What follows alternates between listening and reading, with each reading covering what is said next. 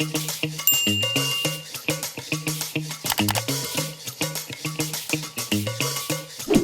hello, my name is Richard Lacey.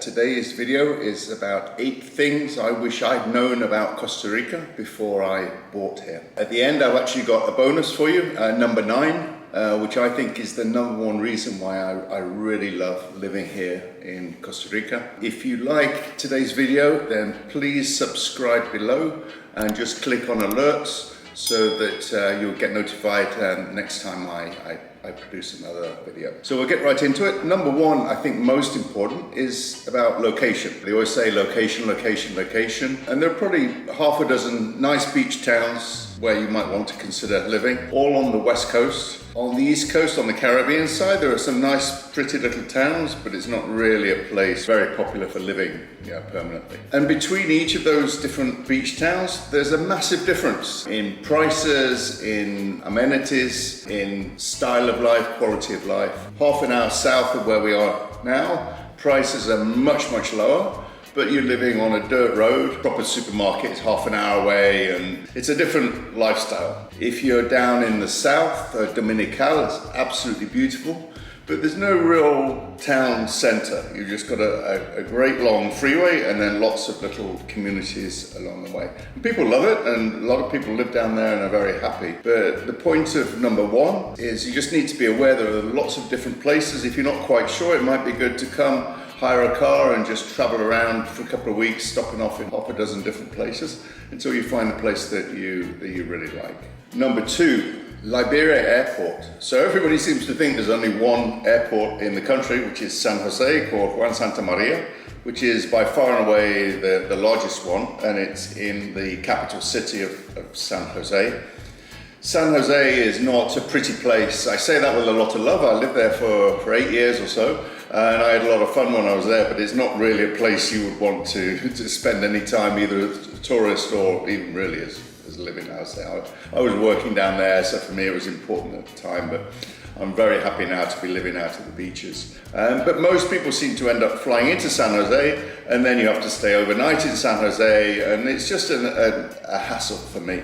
Liberia Airport is in Guanacaste, which is in the northwestern coast. Ideal for the beaches. So you've got Cocos, 20 minutes away, Tamarindo, where I am, an hour away, and lots of other beach towns that are very close. They fly into all the major North American hubs. So for me, if you can fly into Liberia, I'd say that's much better, because you've got a very short commute once you arrive, so you spend your first night here actually staying where you want to be, not extending your stay another day. So Liberia Airport for me is a hidden secret about this country. So Costa Ricans love their administration and their box ticking and their pieces of paper. And it's probably the biggest hassle, the biggest complaint I get from people that are moving here is just the amount of paperwork. If you want to open a bank, if you want to put electricity bills into your name, or you want to get your internet to be working faster, or they love their paperwork, so they will give you a list of things like this that you need to bring to the bank to open your account, and so you diligently go away and you get your list of things and you go in there very proudly and present your folder with exactly what they asked for, and then they go, well, actually today's Tuesday, so we need these other pieces of paper as well. And the only solution is to maintain a massive smile on your face and be charming and say, absolutely, I'll be right back with all of those, and make friends with the people behind the counter, because they have a lot of discretion. And it sounds strange, because in my other office in Spain, not at all. These are the requirements, and you do that or you don't go anywhere. Here, they seem to be more flexible, so if they actually like you, they will make things easier for you. So if you go in there and say, no, last week you told me I only needed these, why are you telling me this and that? And then they get their Latino hackles up, then you're lost forever. So once you lose patience in any administrative situation, you've lost the game completely. You just have to stay charming, say absolutely and get it, and it'll work out. And then once it's done, I mean, now, you know, after I've been here a few years, I don't ever really feel that because I've got my connections and I've got everything set up. So it is a little bit of a hassle when you're first down here, but you just have to work through it. And as I say, keep a smile on your face and everything will work out. Number 4, speaking Spanish. You absolutely don't need to learn Spanish if you're going to live here. I've got friends that have been here for 25 years and they do not speak a word of Spanish. And they're fine and they've got their friends and they can go into the bank and they can get things done. I think if you do learn, even if it's the slightest amount, I think you'll be richly rewarded. The locals really do appreciate it, even if you can just say good morning and can I have a beer and you know, how are you today and how's your wife? They really appreciate it, and I think it will really broaden your experience and the richness of the interaction you have with the locals here. So I would definitely recommend, if you can just learn a little bit of Spanish, you know, when you first come down, have, you know, an hour or 2 of lessons a week, and then really try to speak it when you go out, and I think it will really enhance the way you feel about the country. Number 5, the rainy season is not that rainy. Now this comes down to a little bit about where you choose to live in the country, because Costa Rica has many different microclimates. So if you're down in the south, Dominical area, the flora is more like you think from Jurassic Park. So you've got leaves that are this big and it's jungly and rainforesty. Now the rainforest gets its name because it's very rainy. So if you're in the southern part of the country, you're probably going to see 4 times more rain than you do in Guanacaste, which is tropical dry climate. So where we are here, we get really heavy rain, where it'll rain most of the day, probably for a month and a half of the year in October and November. Then we get a completely dry period, which is Christmas to Easter, where we don't see any rain. And then the rest of the year, you might see the odd shower in the afternoon. So even when it's called rainy season, you've got beautifully clear, lovely mornings, and then probably clouding over mid-afternoon, heavy shower late afternoon into the evening, and then it clears up and you start again the next day with a beautiful clear day. So I actually love the rainy season. I was here last October and it poured with rain. We had a lot of rain then. And it's really nice. I liked it. I really did. And things seem to drain away incredibly quickly here. So you will see the rainfall like you've never seen it for an hour. And then it clears up completely, and then the roads are dry. It's really quite amazing. So I would not be put off with coming down in what is called the rainy season. The other thing is when you look on a weather forecast, so if you type in Tamarindo, it will show rain all day long. And I know for a fact that it's not. And what happens is there are only a couple of weather monitoring stations in the country. So if you type in Tamarindo, it might be pulling the weather pattern from somewhere that's way inland that's got a completely different microclimate that's raining. So I say don't take the weather forecast with a pinch of salt. And I would definitely come down and visit in rainy season, because I think it's beautiful there and everything's so green and lush, and I think you'll be rewarded. So number 6 and number 7 are related. Number 6 is choose your realtor carefully.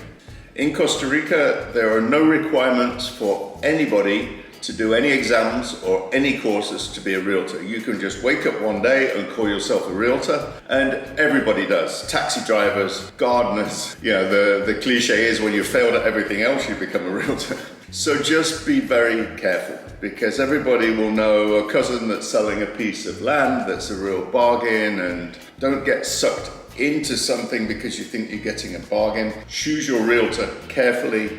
Go with a name that you recognize, so if something goes wrong later on, then you have a recourse. There are voluntary bodies for realtors to do courses and get qualified, and there is also an ethics body related to that, so that if anybody's not following the rules, then they can be sanctioned. So just please do your research before you choose who you're going to work with.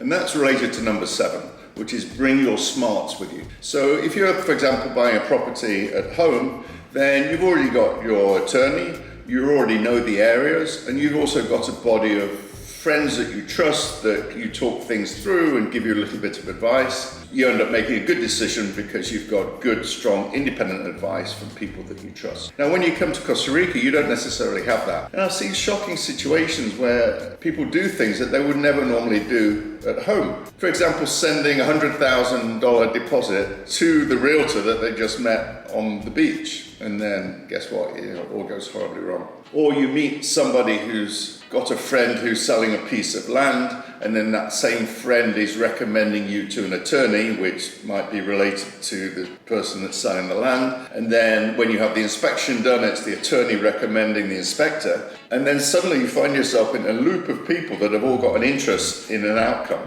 Whereas if you choose your attorney and choose your realtor independently, so even if it's your Costa Rican girlfriend that's selling the piece of land in Costa Rica, then you've still got your independent attorney who is doing all the checks and doing all the due diligence. For some reason, people don't do that down here. They just get carried away with their own vacation and it's all sunshine and beautiful beaches. And they just forget the real basics, the basic controls and checks and independent advice that you would get back home. So I think that's just a really important thing to bear in mind. Number 8 is crime. Crime exists in Costa Rica like everywhere, and you need to just take common sense precautions. Violent crime, murders, extremely rare. Every few years up at the beaches you hear of one and it's headlines because it's so rare. But I'll wander along the beach at 2 in the morning and not even think about it. I think in general crime is very low. The sort of crime you do get here is if you leave suitcases in your car and go off to the beach, or a laptop on the seat or something visible, you might get your car broken into. If you buy a house on a hill and lock it up and leave for 3 months, that you could get broken into. So that's really it. I mean, you don't really hear of too much, but you do need to be careful. Again, don't get too carried away with it being a beach and thinking everything's pura vida here. But as long as you take common sense precautions, I think it wouldn't be an issue for you. Okay, so if you've liked what we've been talking about today, then please subscribe below and don't forget to like and also click on alerts so you'll get information on the next one. I'm trying to do one a week. Trying to get into the rhythm of it. So thank you very much for listening. Now the bonus number 9. This is the number 1 reason why I love Costa Rica, and that is the locals. The Costa Ricans are really friendly. They've always got a big smile on their face. They're welcoming of foreigners. They're happy that you're coming to their country, and they're very proud of their country. They'll tell you all about it. They're so helpful. I've got a flat tire at 2 in the morning in a bad part of San Jose once. The next car behind pulls up, gets out their jack and changes the tire for me. And that's not something that I'd necessarily see in England. So I think that people are really lovely here. And that goes back a little bit to the point about learning Spanish, that if you do learn Spanish, then you'll get even more reward from the locals. But I think the locals is one of the main reasons why I decided to settle here, because I've got Costa Rican friends and they enrich their day. They've always got a smile on their face and they're always happy and they're always smiling. And that's it for today. So thank you very much for listening, and we'll be in touch for the next video.